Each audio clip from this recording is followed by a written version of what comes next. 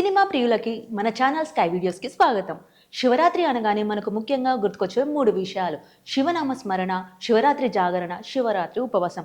అలాంటి శివనామ స్మరణను అద్భుతమైన భక్తి రసంతో, సెంటిమెంట్తో రూపొందించిన అద్భుతమైన ఒక క్లాసికల్ సినిమా గురించి ఈరోజు మనము తెలుసుకుందాం.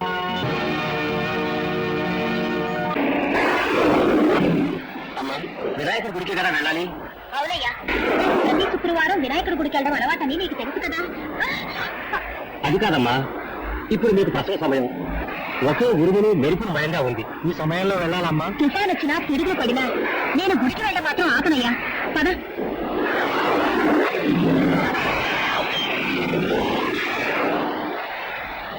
సుందరం, ఎందుకు బండి ఆపేశావ్? బండి మీద ప్రాబ్లం ఉన్నట్టుంది, చూస్తాను.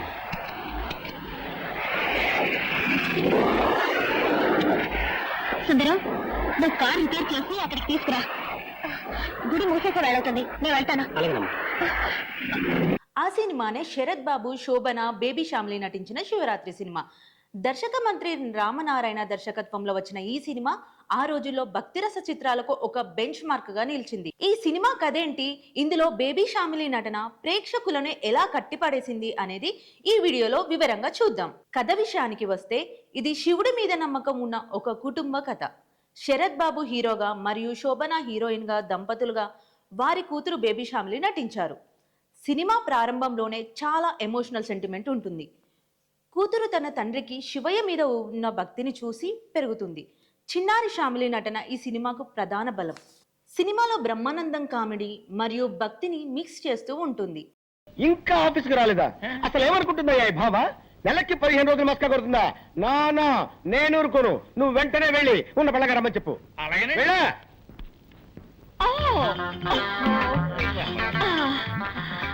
Good morning sir. ఏంటి బామ్మ, ఏంటి అవుతారు? బాత్రూమ్ లో స్నానం చేస్తున్నాను. ఈ ఫోన్ వచ్చి మీరు అర్జెంట్ గా పిలుస్తున్నారని చెప్పాడు, అందుకే భయపడి వచ్చేసాను. అమ్మో, లంగా వేసుకొచ్చి రక్షించావు. ఏమిటి, రోడ్డంతా ఇలాగే నడుచుకుంటూ వచ్చావా? మామూలుగా ఒంటి మీద బట్టలు లేకుండా స్నానం చేయడం అలవాటు. ఇవాళ ఏదో మూడ్ లో ఉండి లంగా కట్టుకుని స్నానం చేస్తున్నాను. వెళ్ళి శుభ్రంగా స్నానం చేసి బట్టలు వేసుకురా. ఓకే సార్, శుభ్రంగా స్నానం చేసి వస్తాను. కృష్ణమూర్తి బిలు కడుపు నొప్పిగా ఉందని ఇప్పుడే లెటర్కి వెళ్ళారండి, పిలిచిరమ్మాట. అమ్మో, వాడు అదే పొజిషన్ లో వచ్చాడంటే నా పై ప్రాణాలు పైన పోతాయిరా. రామనారాయణ మార్క్ సెంటిమెంట్, శివయ్య మహిమను చాలా బాగా చూపించారు. కథ సజావుగా సాగుతున్న సమయంలో ఆ కుటుంబానికి ఒక కష్టం వస్తుంది. ఆ కుటుంబం పగబట్టిన శక్తులు వారి జీవితాన్ని చిన్నాభిన్నం చేయడానికి ప్రయత్నిస్తాయి. ఒకవైపు దైవభక్తి, మరోవైపు లోకంలో ఉండే కష్టాలు, ఈ రెండిటి మధ్య సాగిపోయే పాత్రలు. ముఖ్యంగా బేబీ శ్యామిలి పాత్ర తీవ్రమైన సవాళ్లను ఎదుర్కొంటుంది. శివరాత్రి రోజున ఆ కుటుంబానికి, ఆ చిన్నారికి జరిగే అన్యాయం, ఆ తర్వాత వచ్చే భావోద్వేగ సన్నివేశాలు ప్రేక్షకులకు కన్నీళ్లు పెట్టిస్తాయి. ఇక్కడ బ్రహ్మానందం కామెడీ ఆ కష్టాల్లో కూడా మనకి కాస్త ఉపశమనం కలిగిస్తుంది. అవును, నాకు పర్సనల్ మనిషి కావాలి. ఏ పని చెప్పినా చేస్తావా? ఏ పని చెప్పినా చేస్తానండి. ఈ నిత్యనేట్రా నిత్యం ఏ పని చేయనండి. ఎప్పుడు కొన్నావురా? నా పెళ్లి రోజునే నేను కొనుక్కున్నానండి. ఓహో, మంగళసూత్ర కట్టాను అనమాట. ఏంటోరా, ఈ మధ్య నాకు పడుకుంటే నిద్ర రావట్లా, నడుస్తుంటే వస్తుంది. బాత్రూమ్కి వెళ్తే ఎదురు రావట్లేదు, బెడ్రూమ్ లోకి వెళ్తే వస్తుంది. ఇదేంట్రా బాబు అని డాక్టర్ కన్సల్ట్ చేశా. మీరు 1 నెల రోజులు పులిపాలు తాగండి, తగ్గిపోతుందని చెప్పాడు. పులిని కొందాం అనుకుంటున్నా. అవునరా, నువ్వు చేయవలసిందల్లా ఏంటంటే పులికి శుభ్రంగా స్నానం చేసి ఒళ్ళు మర్దనా చేసి సాయంత్రానికల్లా 1 గ్లాసు పాలు పితికి తాకివ్వాలంటే. అరే కైలాసం, ఇక్కడ పుట్టంకాయ ఉందా లేడీ? మార్కెట్కి వెళ్ళిందండి. లేకపోతే ఏంటండి, పులిని పెంచి పాలు పెట్టకమంటే ఎవరైనా పని చేస్తాడండి? ఏంటి పులి అన్నారా? పులి అన్నారండి. నా మతిపరపమండ, మేకరపై పులి అన్నాను రా.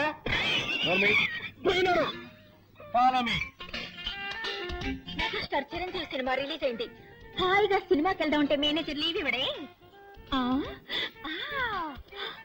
హృదయాన్ని కరిగించేలా విషాదంగా ఏదో ఒకటి చెప్పి, దేవదాసు నిన్ను రోడ్డు మీదే అడివేస్తా.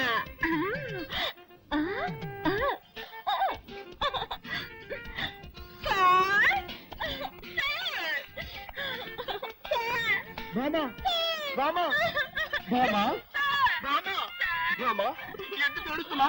మా మావయ్య చచ్చిపోయాడు.